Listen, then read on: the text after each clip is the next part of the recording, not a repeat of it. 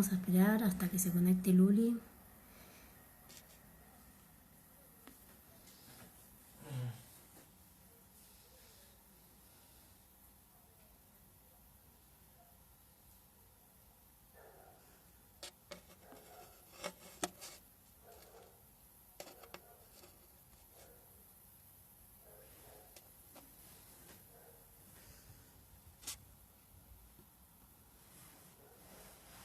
Buenas tardes.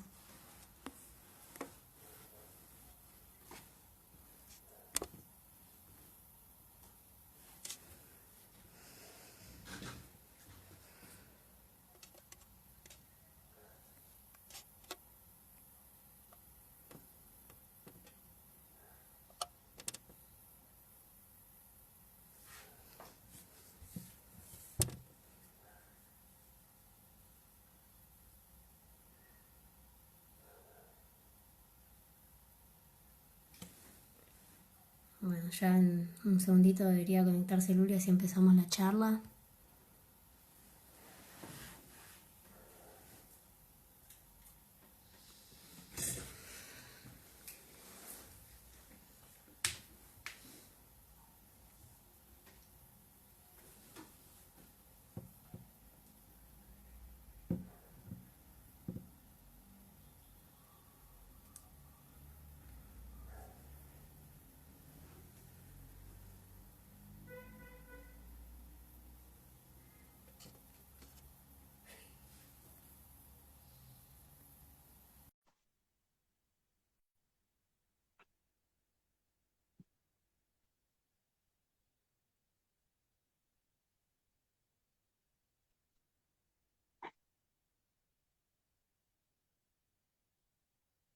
Ya estamos conectándonos.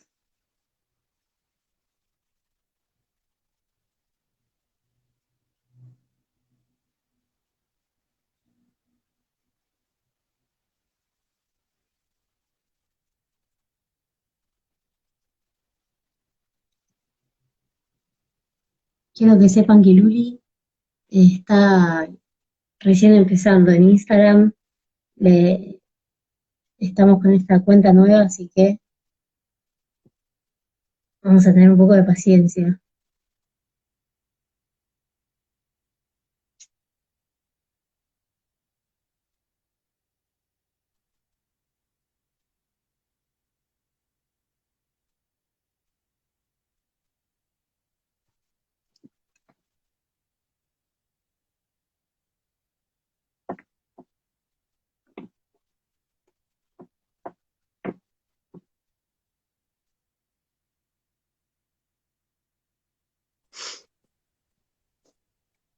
Sí, Hola, hola, hola, ¿cómo estás?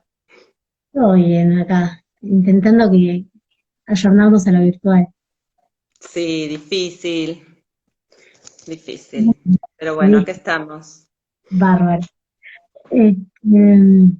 Bueno, si te parece, empezamos. Primero te quería contar, bueno, me presento, no, ni siquiera pudiste hablar conmigo antes, estoy esperando a otra compañera. Yo soy Michelle, soy estudiante de Derecho, milito en la Cámpora. Y te quería comentar que, bueno, veníamos hablando mucho del tema de hoy, de feminismo, antipunitivismo, y se nos ocurrió escribirte, por suerte nos dijiste gracias, que sí. Y cuando estuvimos difundiendo la actividad, quiero que sepas que generaste mucha polémica, eh, que me imagino que es un poco la intención también al definirte como abogada lesbiana. Así que lo primero que queríamos era que, bueno, que te presentes y que cuentes un poco cómo es esto de nombrarse así y en qué sigue en tu práctica profesional. Bueno, dale, bueno, obvio, primero, gracias. No tengo Instagram, es el primer vivo, así que ayornarme a la tecnología, les agradezco mucho porque esto sin duda también es un aporte. Y bueno, un placer también poder tener este diálogo tan necesario, sobre todo justamente para romper el aislamiento. Y sí, obvio, es siempre, salvo que alguien sea, como que dos cosas, ¿no? Primero, siempre aparece esa pregunta y segundo, qué bueno que aparezca, porque si no aparece también quiere decir que todo el mundo está muy políticamente correcto y que no dice lo que realmente le hace ruido. Entonces, dos cosas, como por un lado, qué plomo que siga apareciendo, pero por otro lado a la vez qué bueno que siga apareciendo, ¿no? Porque quiere decir que todavía son cosas que tenemos que seguir profundizando. Así que agradecer primero la pregunta de quienes la hacen. Y yo creo que sí, bueno, primero es una invitación justamente a pensar las identidades de otra manera, a pensar muchas cosas, ¿no? A cada uno le pasan cosas distintas cuando aparece la palabra lesbiana y sobre todo, bueno, en este caso asociada a una profesión, que es como que tienen que ver siempre las lesbianas. Nunca tenemos que ver con nada, ¿no? Si trabajás aborto y decís que sos lesbiana, es que tienen que ver las lesbianas con el aborto. Ahora es que tienen que ver las lesbianas con la abogacía. Es como es siempre que tienen que ver las lesbianas con todo. Y un poco, sí, las lesbianas tenemos que ver con todo. Lesbiana y podrá contar la suya. Y sí, también está bueno el planteo en el sentido de esto que decían, ay, que yo tengo que poner que soy abogada heterosexual, bueno, ojalá, digamos, ¿no?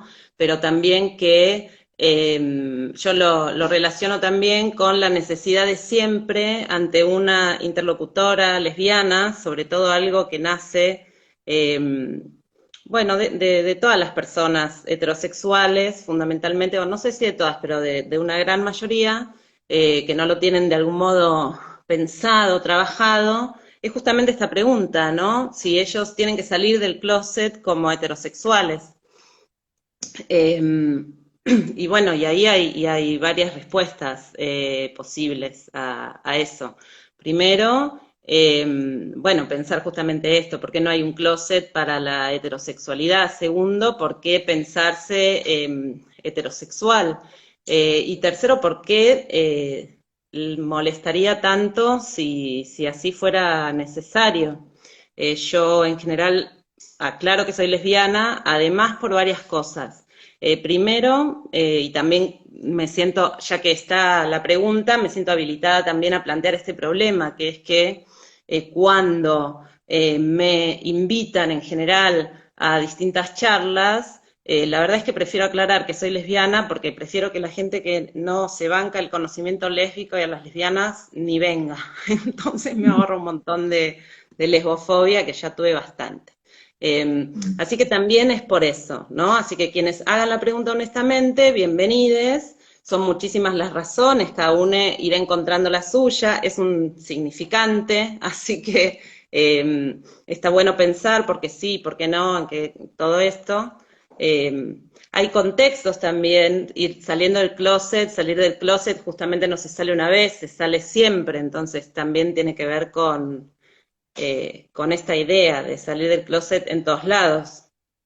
No es lo mismo cuando vas a un juicio fuera del closet que en el closet. Para nada es lo mismo. Y en ese sentido tiene que ver con el desarrollo profesional. Tiene muchísimo que ver. Porque además cuando también personalmente, y esto quizás para quienes sean abogadas lesbianas o queers o no necesariamente binarias, si vos no lo decís, después es muy difícil poder plantear de manera explícita la lesbofobia y los prejuicios que vienen del otro lado. Si vos lo decís, es lo primero que salta. ¿Qué es lo que pasó en este caso? Entonces, esto mismo que se da en este Instagram, cuando yo voy a un juzgado, me lo tira el juez. Entonces yo tengo que hacer perdón, como de hecho una vez un fiscal en La Plata me hizo sacar con la policía, por ejemplo, por decir que era abogada lesbiana. Después ese fiscal fue destituido, ¿no? Estaba loco, obviamente. Pero me pasó, por ejemplo, con una fiscal que también me hizo sacar con la policía, eh, no solo por decir que era lesbiana, sino por reclamar cosas de una manera no feminizada en una mesa de entradas. Entonces, esas son cosas que está bueno ir discutiendo entre profesionales no heterosexuales. Perdón, me callo. Bueno, no, está bien, ¿no? De hecho, creo que había muchas preguntas realmente genuinas en cuanto y honestas y que entiendo que es un poco esto, ¿no? Poder preguntarse, poder incomodar. Y hay otras que, bueno, evidentemente se dice homofobia y nada más.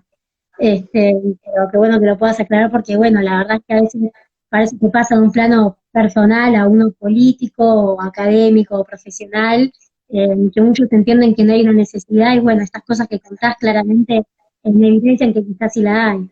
Eh, Después queríamos seguir un poco con lo que es antipunitivismo, feminismo antipunitivista. Sí, bueno, querés contar un poco qué es o tu perspectiva sobre eso, para empezar, y después eh, cómo se puede abordar desde esa perspectiva todo este barullo mediático también que hubo mucho sobre una supuesta liberación de violadores y femicidas eh, que estuvieron en la tele estos días. Sí, sí, eso fue tremendo, fue tremendo. Fue algo que, bueno, uno también trata de, por ahí de ignorar, ¿no? Decís, bueno, las voces punitivistas, ya sé dónde vienen, ya sé dónde van, las ignoro, y después te das cuenta de no podés ignorarlas de ningún modo porque te llegan, en este caso a mí me llegaron muy particularmente de las voces de personas que estoy representando en querellas, de casos muy graves, que nos costó además, los casos que nos costó más visibilizar su gravedad, que nos costó más que detuvieran a las personas, que las mantengan encarceladas, o sea, como realmente, como con esa complejidad de la minimización de la violencia, sin mala onda, digamos, como lo propio del sistema, que después quizá abordamos, eh, pero bueno, justamente esas personas, por lo mismo, esta idea de la suelta de violadores y femicidas, realmente, bueno, hizo mucho daño. Entonces, eh, nada, ahí lo tenés que abordar también no solo desde lo legal, a veces la prisión preventiva y todas estas cosas se discuten de un modo muy, no sé cómo decirlo, como, bueno, esto, muy reglamentario, ¿no? Como lo que dice el artículo, lo que dice el fallo, lo que no dice el fallo, y se pierde, y sobre todo acá en la cuarentena se perdió la inmediación, era algo que discutíamos con Leticia Lorenzo, incluso la jueza Leticia Lorenzo, la de típico de Machirulo, del acróstico, de Sí, Neuquén, no sé si la recuerdan, es una gran invitada para, para otro vivo. la verdad Eh, que pero bueno, con ella discutíamos justamente esto, ¿no? ¿Qué va a pasar con la inmediación en cuarentena? Y bueno, pasó que volvimos al juicio escrito y se llevó puestos un montón de oportunidades para plantear, bueno, justamente estas cosas que te permite la inmediación.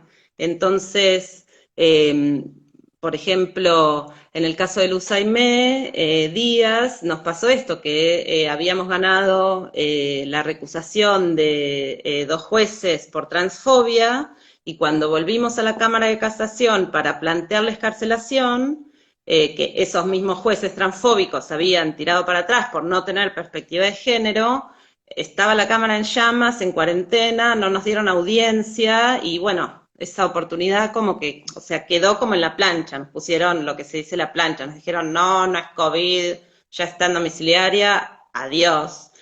Entonces, ese fue un Sí, tema. nosotros queríamos preguntarte mucho sobre el caso de Luz, la verdad es que es súper interesante, ya después si que lo mencionaste, si nos querés contar un poco más y también, bueno, qué es una recusación y cómo fue todo, porque también hay Dale. estudiantes. Sí, es verdad, me pierdo un poco. Luz Aimé es una compañera trans que está cumpliendo prisión domiciliaria en el Gondolín. Ella está criminalizada, acusada de un crimen muy grave y bueno, estamos llevando adelante la defensa con un equipo interdisciplinario. Venimos hace ya un par de años trabajando mucho. Eh, y ella, bueno, es una mujer trans y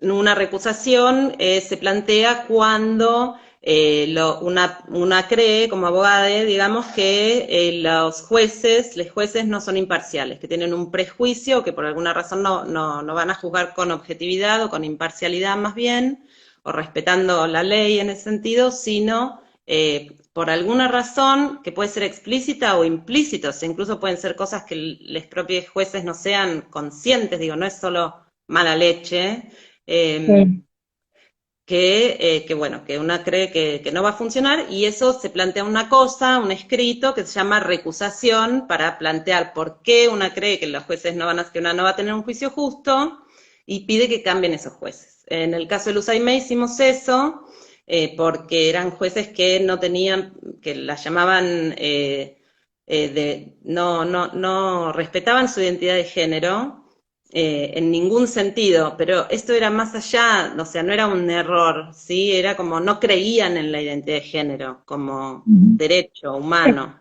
Identidad de género. Estaban en contra, abiertamente. Decían que no era un derecho y acaba de salir además, o sea, además de la ley y miles de cosas, acaba de salir, por si fuera necesario, acaba, ya tiene un par de años, incluso una observación, una opinión consultiva de la CIDH que dice que a nivel internacional estos son derechos humanos que forman parte de la convención, bla, bla, bla, donde Argentina además tuvo mucho que ver, el Frente por la Ley de Identidad de Género se presentó ante la Comisión Interamericana para dar las razones de por qué estos derechos reconocidos aquí debían ser considerados como parte de las libertades y los derechos protegidos por la Convención Americana y les dieron la razón. La Corte dijo sí, la Comisión, perdón, dijo sí, sí. Entonces, bueno, pedimos que todo esto se aplique en el caso del USAIME y nos dieron la razón y corrimos a esos jueces que la maltrataban y que iban a ser incapaces de juzgarla de manera imparcial. Y vino la cuarentena. Entonces quedaron suspendidas todas las otras cuestiones. De hecho, en este tribunal ni siquiera tenemos jueces nuevos nombrados, no tenemos fecha de juicio, No, nada bueno, todavía. como acusación, la verdad es que hizo un fallo hiper interesante, digo, cuando sentenció esto, hablaba mucho de cuando ellos, por ejemplo, decían ideología de género en vez de perspectiva de género. O sea, si nos querías contar un poco de eso, sobre qué dijo, y además de que, bueno, citó todo lo que acabas de nombrar, digo, todos los instrumentos internacionales sobre derechos humanos, la ley de identidad de género, cómo se debía respetar también. Sí, el tema ahí, bueno, para enganchar por ahí un poco con el debate de punitivismo o antipunitivismo, tiene que ver también con que a veces pensamos solamente el antipunitivismo en relación con, o el punitivismo también con la cárcel o con la criminalización de determinados delitos que están para nosotros, bueno, como descriminalizados en la práctica, ¿no? O sea, como vas a denunciar una violación y no te toman la denuncia, o sea, como delitos donde hay gran impunidad. Me parece que es necesario también pensarlo en relación a esto, ¿no? A cómo podemos conjugar un modelo antirrepresivo con un modelo antipunitivista que no vulnere los derechos de las víctimas. Y en ese sentido, la oralidad de los procesos y la participación de las personas que no son abogados y que no son técnicas en los procesos, sobre todo en los procesos penales, es fundamental. En el juicio de Diana Zacayán, en una charla que nos invitaron después para reflexionar, ahí en la UBA, en la Facultad de Derecho, contamos justamente eso, nos decían, ¿y cómo hicieron para lograr que los jueces digan travesticidio? Y dijimos, bueno, usamos todas las herramientas de participación ciudadana que se te ocurran. Si hubiera habido juicio por jurados, hubiéramos peleado porque hubiera travestis en jurado, o sea, no te quepa duda. Entonces, como en ese sentido, saber que son herramientas que hay que usar y que justamente la gracia es que no son solo para abogados, sino al revés, para que las personas que no son abogados puedan beneficiarse de esos procesos. Sí, es una manera de democratizar un poco lo que es el Poder Judicial, que tenemos que ser bastante selectivo, ¿no? Privilegiado y un par de cosas más. En relación con esto quería preguntarte un poco también, porque en la tele vemos mucho sobre los penales de varones, pero vemos poco sobre las cárceles de mujeres, y estábamos pensando, bueno, primero cómo es que llegan las mujeres a esos lugares, ¿sí? ¿Qué tipo de delitos son los que priman dentro de ellas? y después cuáles son las condiciones en las que se encuentran también estos establecimientos, más allá del COVID y en COVID también, ¿no? Bueno, ahí hay también, hay que pensar cómo, bueno, primero, como hay varias cosas que decir, ¿no? Esto nos vuelve a pasar a les feministas, a los feminismos. No, esto no es algo que es la primera vez que nos pasa. La última vez que nos pasó fue en 2015, cuando justamente ganó Macri y se perdieron las elecciones, cuando empezaron justamente los Ni Una Menos y determinados sectores de la derecha, esto que ahora llamamos más claramente como, ahí la discusión, no sé si recuerdan, era, no, el feminismo de derecha no existe, decían las compañeras. Yo decía, no, Túñez es de derecha, Macri es de derecha, hay feministas macristas. No, no son feministas, no existen. Bueno, yo creo que ese es un error. Hay feministas de derecha, hay feministas, tienen intereses de derecha, son armamentistas, quieren más cárcel, quieren más tipos penales, con penas más elevadas, con más perpetua, o sea, toda la agenda de la derecha que les interesa muchísimo que el sistema penal siga siendo selectivo, por eso siempre apuntan a crímenes de violencia interpersonal, como eso está claro, digamos, esa es una agenda feminista de derecha que hay que tener claro que es de derecha. Eh, que no es, y que hay que tener claro que hay otras agendas feministas que no son de derecha, o sea, esto de todas queremos lo mismo, como que no es muy así. Y está bien, digamos, por suerte no es así. Entonces tenemos que disputar eso. Y en el mismo sentido, bueno, nos pasó en ese entonces y nos vuelve a pasar ahora, y también eso nos hace correr el riesgo de que tengamos como una especie de garantismo bobo o de que decidamos algo que también ya pasó históricamente, no con el feminismo, pero sí en general con la respuesta a lo que son las cuestiones de seguridad, los reclamos de seguridad, que tienen que ver con, bueno, esto que yo te decía al principio, no me hago cargo del discurso punitivista, no lo escucho, hago como que no existe, total está la CIDH, como una cosa así, y después, bueno, no solo existe, sino que corre toda nuestra agenda. Y lo que pasó en la provincia de Buenos Aires es esto, es que se viene disputando hace, yo te diría, décadas, ¿de cuándo es el fallo Berbisky de la Corte Suprema? Tiene un montón, fue casi lo primero que hizo la Corte Suprema que habilitó Néstor, digamos, cuando le dijo que sí, cuando abrió el proceso de una Corte para la Democracia, es viejísima, entonces por fin se había recuperado la posibilidad de implementar ese fallo, y hay un montón de fallos más que habíamos venido consiguiendo sobre mujeres, sobre personas trans, sobre distintas poblaciones vulnerables encarceladas, y todo esto genera un gran retroceso. Ahora vos, cualquier habeas corpus que presentes en provincia o cualquier pedido está supeditado a lo que resuelva la Suprema Corte. ¿Entendés? Entonces, ya ningún juez puede resolver absolutamente nada en ese sentido, pues están esperando ahora esto. Y ahí el defensor general y los defensores departamentales de la provincia de Buenos Aires que hicieron una presentación ante el Tribunal de Casación en función de esto que vos decías, de las cárceles de varones, bueno, apenas mencionaron alguna cosita muy genérica de mujeres embarazadas y ponele que dice no sé qué trans, si es que creo que ni siquiera, y eso hace que las personas trans y las mujeres cis y las mujeres trans no hayan podido participar, y los varones gays tampoco, o sea, ningún grupo vulnerable haya podido participar de esas negociaciones, llamémoslas, en ese habeas corpus, o sea, no entraron porque no son la mayoría, porque no sé qué, por lo que es porque no, porque nunca entran, porque ¿por qué entrar? Porque ¿por qué plantear? Mira, te lo voy a reformular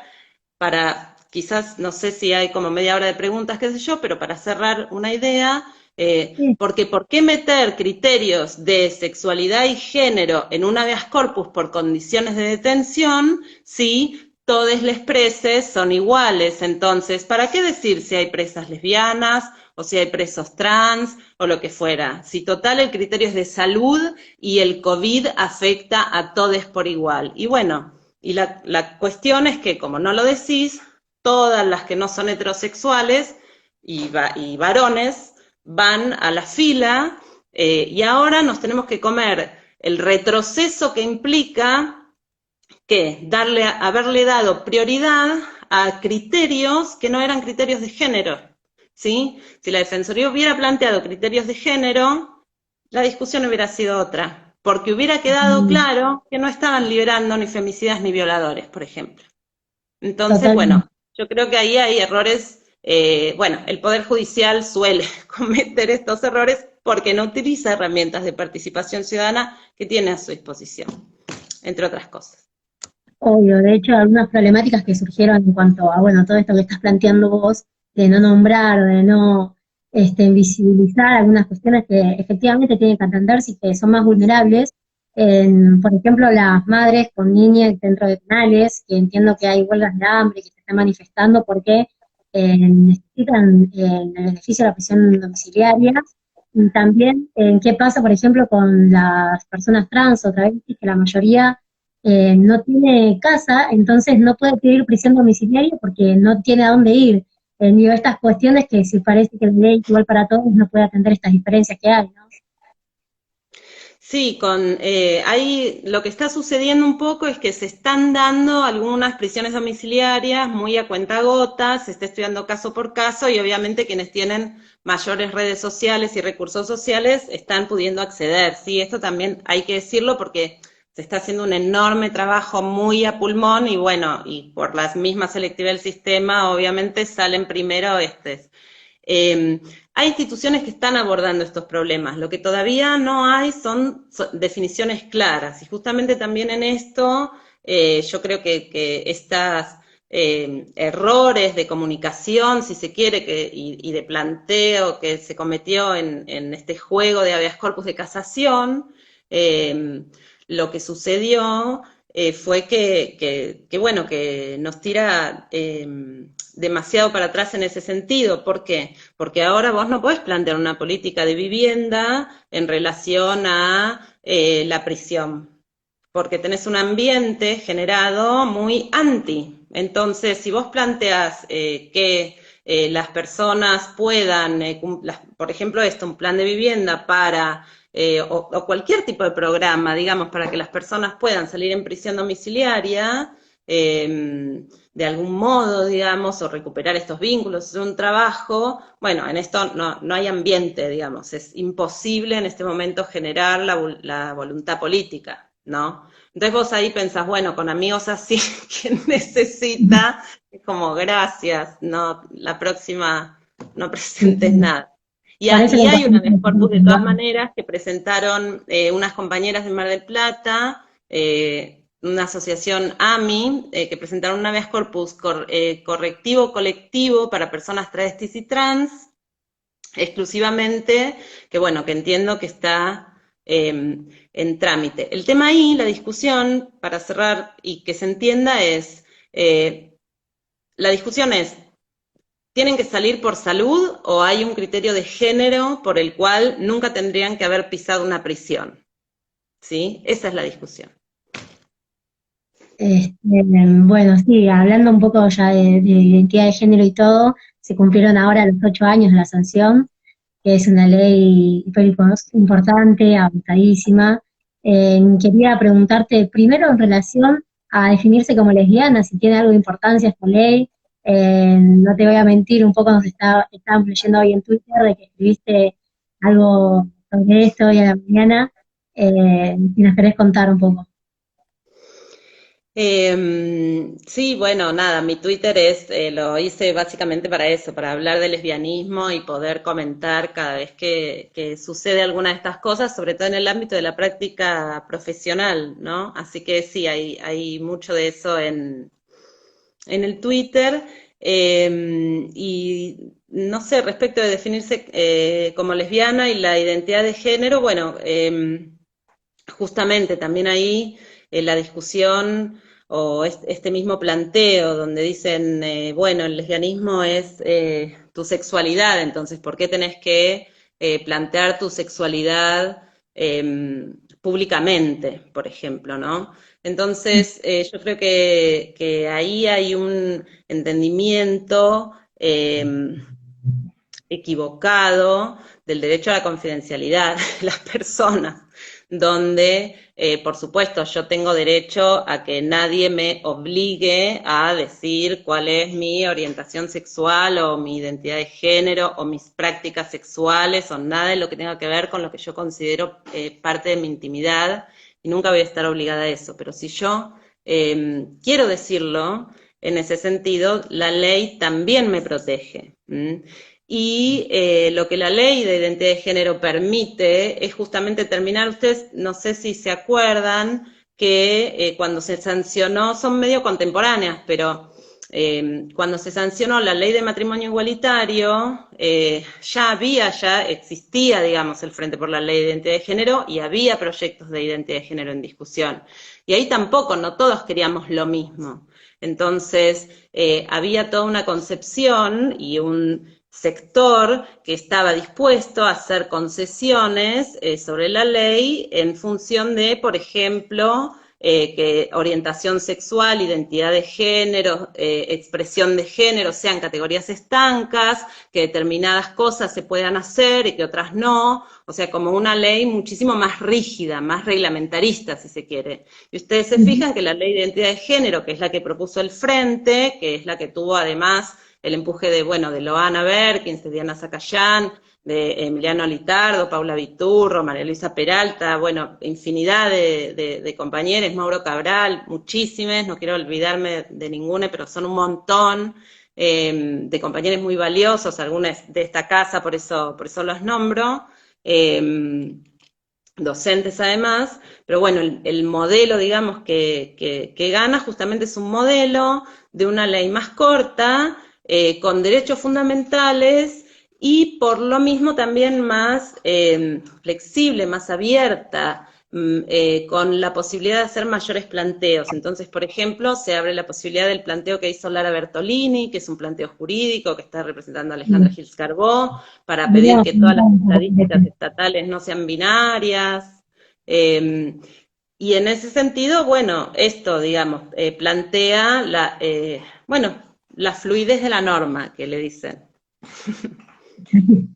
Sí, no sé si tenés ganas un poco de contarnos cómo, porque a veces está bueno, ¿no? También tener las leyes así, pero un poco en abstracto, a veces no se nota quizá la importancia que pueden tener, pero si nos contás un poco del caso de Lara o de Diana Zancayán, en cómo esta ley se puede después ver representada en derechos plenamente reconocidos, ¿no? Sí, también hay un caso de la Corte Suprema de Justicia, que es previo a la ley, que es el caso de Alit, Sí. que en ese caso, bueno, ya están como los grandes trazos, ¿no? De lo que después van a ser los derechos que finalmente reconoce la ley. Entonces, también es importante reconocer ese antecedente, porque es un fallo de la Corte Suprema.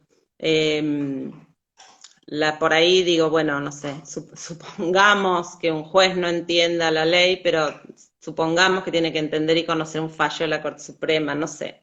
Bueno, es importante conocerlo y en general no se toma en cuenta y es un fallo que ha generado, bueno, tiene derivaciones, quiero decir, o sea, no es como una cosa aislada que nunca más se tocó. Sí, o sea, una de las derivaciones que tiene es justamente los fundamentos de la ley de identidad de género y también los fundamentos del fallo de Diana Zacayán. Ahí citan a Lid de manera expresa. Eh, Así que la ley de identidad de género en ese sentido, bueno, como podemos plantearlo así, como en su momento fue también, ¿no? ¿Qué época aquella de grandes leyes, marco, que permiten un debate social? Porque lo que iba a decir era como fue en su momento la 26485, que es de la misma época, ¿no? De 2009, la reglamentación de 2010. Pero la idea es esta, es crear en una ley un lenguaje común, no técnico, y bueno, en los principios, en los derechos humanos, en los principios, en los derechos fundamentales, que sea muy fácil de usar y que casi no necesite reglamentación, o sea, que sea autoejecutable en la mayor cantidad de las cosas posibles. Y en donde no es autoejecutable, bueno, que se planteen, bueno, es justamente donde hay que hacer estos planteos judiciales de apertura. Entonces, en el caso de Lara, que lo que ella planteó era que no se respeta la ley de identidad de género cuando a ella se le niega su posibilidad de inscribir su identidad, que es feminidad travesti. Ese es su planteo. Entonces, la jueza de primera instancia, ella hizo una acción declarativa, algo así, yo civil puedo decir cualquier barbaridad, así que, pero bueno, la cuestión es que hizo una acción demandándole al Estado esta inscripción. Entonces, le dijeron que sí, le dijeron, es verdad, tiene usted razón, señora Lara Bertolini, el Estado tiene que cambiarle, tiene que inscribir su identidad y además, por supuesto, como esto tiene un impacto en todos sus derechos, tiene que realizar estos cambios en todo el sistema registral del Estado, en las estadísticas vitales, en el registro de la Corte Suprema, en los tickets de tránsito, en el Banco Central, ¿sí? En absolutamente todos y cada uno de los lugares. Entonces, el Estado, que en ese momento aún era macrista, casi lo último que hizo antes de irse fue recurrir esa sentencia. Y la Cámara le dio la razón al macrismo, y ahí, bueno, hay que ir a la Corte Suprema, y ahí están discutiendo la admisibilidad en la Corte, pero el planteo es ese, digamos, que se le pide al Estado que respete en esta nueva dimensión la ley de identidad de género y que dé lugar a la multiplicidad identitaria, que es algo que trabaja mucho, especialmente el relator de Naciones Unidas para orientación sexual e identidad de género. Él habla de multiplicidad identitaria.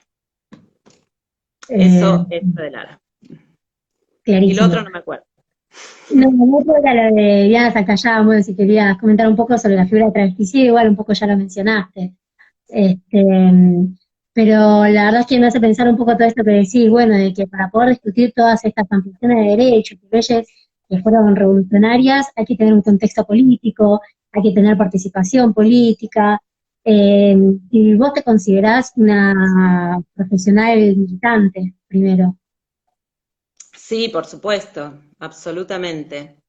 Ok, bueno, y entonces a partir de eso, pensando un poco, ¿no? También en nuestra formación, ¿no? Como profesionales, nuestra formación académica, nosotros nos pasan la facu, pero primero, como decías vos, yo no sé cómo pasaste sin conocimiento de civil porque el 99,99 nos enseñan nada más de una perspectiva de derecho privado, este, y bueno, no leemos ni autoras mujeres, ni las titulares de cátedra son mujeres, no tienen perspectiva de género la gran mayoría. Eh, Quería preguntarte un poco por toda nuestra formación o sobre el ejercicio de nuestra profesión el día de mañana, si se genera de esta manera. Mirá, yo, a ver, respecto de estudiantes no heterosexuales y profesores no heterosexuales y todo eso, yo creo que nuestras universidades en general, y la UBA no es la excepción, atrasan 2 o 3 décadas en términos de organización. O sea, no sé si hay ahora, por ejemplo, un centro, no sé, algo como LGBT específico en términos de organización política, de inserción institucional, como no, o sea, no hay ninguna institucionalidad LGBT en las universidades, a lo sumo hay como un programita, un rinconcito, o sos la colita de género y diversidades, ahora te dicen, ¿no? Diferencias, no sé, como algo así, como algo que no es normal, una cosa así. Y eso otro.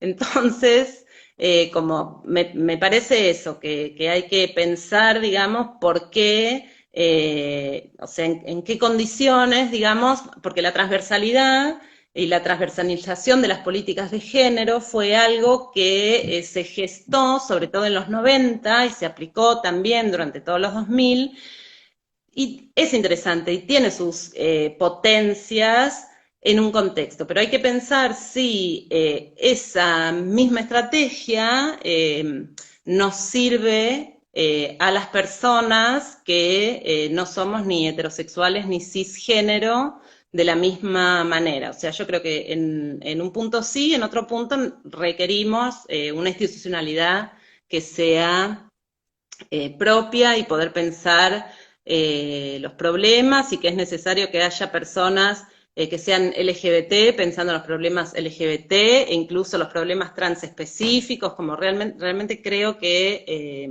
bueno, que esa institucionalidad que hay fuera de la universidad, en el movimiento, no está en la universidad. ¿Por qué? Y probablemente porque haya pocos estudiantes LGBTs y sobre todo visibles y porque no hay ningún interés ni ninguna política de visibilización que yo conozca, por lo menos en la UBA. No sé, no hay nadie que te invite a salir del closet en la UBA Derecho. En Avellaneda, en la UNDAV, esto no es así, por ejemplo. Claro, ¿Y cómo entonces es? no es Contame menor. un poco para poder ver en cómo institucionalizarlo acá en Derecho, si algún centro de estudiantes piola lo gana en vez de los que están.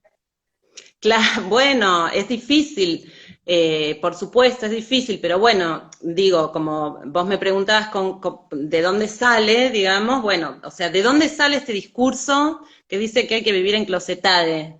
Que hay que transitar el conocimiento, el saber universitario en closetade. ¿De dónde sale? Bueno, sale de ahí, sale de lecciones y ensayos. El día que hagamos ¿hay un número especial LGBT de lecciones y ensayos? ¿Hubo alguna vez en la historia? No sé, qué sé yo, o sea, no hay nada. Bueno, por eso, no hay nada. No, no. Y hay 3 estudiantes LGBT no binarias que nadie sabe muy bien qué hacer. Entonces, creo que esas son algunas cuestiones. Y pensar que primero hay que instalar a las mujeres o primero hay que instalar los feminismos, bueno, no está tan bueno. O sea, no es como uno o lo otro, ¿no? Eso hay que Sí, tenerlo sí, claro también, o sea, no hay que comerse esas chicanas, esas chicanas paquis, digamos, como no es así.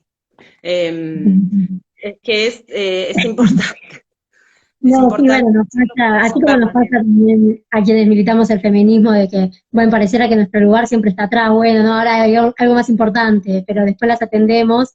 También entender que dentro del feminismo también tenemos estas discusiones y que es importante que todos tengan el lugar que se merecen, que es en primera fila, ¿no? No estar Sí, relegados. se reproducen, se reproducen. Por eso es importante también plantearlo y por eso es también que las personas heterosexuales y cisgénero sepames que cuando alguien nos hace ese planteo tenemos que callarnos y escuchar lo que nos están diciendo y no ponernos a la defensiva y decir que tenemos una amiga lesbiana y que no discriminamos, porque nos están marcando un punto que hay que atender. Sí, no estoy diciendo también comerse las chicanas, pero sí hay que entender que hay cosas que están internalizadas eh, y que salen, a mí me salen, qué sé yo, a mí hay cosas lesbofóbicas que me salen siendo lesbiana y tratando de ser lesbiana visible todo el tiempo. Entonces, que me venga una paqui a decir que no es lesbofóbica, guau, pará, querido, o sea, momento, ¿no? Como Y totalmente, el esas ejercicio de cosas. poder escuchar al otro. Sí, el ejercicio de poder escuchar al otro. Y después, bueno, en términos de las clases y de la cuestión áulica, no hay mucho más que alguna declamación, como no, recién estamos viendo a ver si está bien o está mal que un profesor se garche una alumna. ¿Sabes lo que falta para que discutan otras cosas? Digamos, como, falta un Luego montón. recién estamos Hay difundiendo gente los que dice que está protocolos de bien. INICEF. O sea, como bueno. ¿Eh? ¿Perdón? No, perdón, es que llega tarde, es medio difícil esto. Que te contaba que en Uruguay recién se está intentando difundir un poco más el protocolo de violencia de género. Así que imagina, estamos pegándolos en las aulas. Eh, Exacto, es difícil, hay mucha corrección política, pero después, a la hora de la hora, te matan, te quiebran los tobillos. Entonces, y esto se reproduce. Entonces hay que estar o sea, si es con todes, hay que estar todas y todes atentes a esto que vos decías, ¿no? A escucharnos y a escuchar estos planteos y a correrse, hay veces que te tenés que correr, qué sé yo. Totalmente. Lo hemos aprendido eso. Bueno, no sé, Luis, te cuento, esto dura una hora nada más. Creo que estamos un poco con los minutos contados, pero si querés contarnos algo más, decir algo más, alguna inquietud, algún comentario. No, no sé si hay alguna pregunta. Agradecer de nuevo como la posibilidad de eso, de poder intercambiar. No pude ver bien los mensajes porque están como quietos, veo que son un montón. No sé si vos... Son un montón, podemos abrir, si tenés ganas, podemos abrir Sí, alguna pregunta, tenemos todavía unos minutos. Quería preguntarte a vos primero si tenías ganas de decir algo, pero podemos leer si alguien quiere preguntar algo. sí, no, lo que quería decir en ese sentido es que eso, que hay que profundizar, que falta un montón, que hay que pelear por eso, todavía hay que pelear por una institucionalidad propia y por esta no asimilación, y que ser visible es realmente muy importante, y además hay que entender que UNE nunca es visible sole, que en cuanto uno también se hace visible, bueno, justamente lo que te das cuenta es eso. Y que por más que hay odio y todo esto, bueno, una UNE también se puede defender, ¿no? Entonces no es que a mí me van a gritar tortillera en la Facultad de Derecho y les va a salir gratuitamente. Me puedo defender. Con protocolo, mejor. Sin protocolo, también me puedo defender. Entonces también esto, no tener miedo a defendernos de estas agresiones y que jamás nos confundan y nos digan que no son agresiones, porque lo son. A veces no son a propósito, a veces son esto del automático, de la cuestión hegemónica, pero bueno, ahí es donde hay que entender que eso. Sí, claramente la lucha es colectiva y acompañándonos y bueno, buscando estos lugares de institucionalidad y de poder en definitiva también, ¿no? Acá hay una pregunta, no sé si querés responderla antes de cerrar. Eh, Dice, ¿algún consejo de Luli para las compañeras que quieren laburar en el ámbito penal como querellantes en delitos sexuales?